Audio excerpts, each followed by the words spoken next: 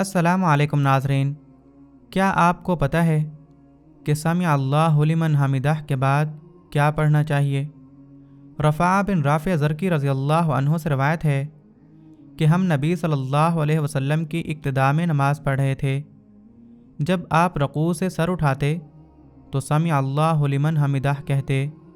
ایک شخص نے پیچھے سے کہا، ربنا ولک الحمد حمدن کثیرا طیبا مبارکن فی، اے ہمارے رب، اور تیرے ہی لیے حمد و ثنا ہے، بہت زیادہ پاک اور مبارک۔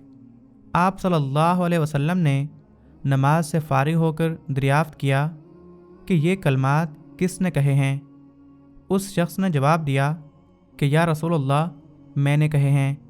اس پر آپ صلی اللہ علیہ وسلم نے فرمایا کہ میں نے 30 سے زیادہ فرشتوں کو دیکھا کہ ان کلمات کو لکھنے میں وہ ایک دوسرے پر سبقت لے جانا چاہتے تھے۔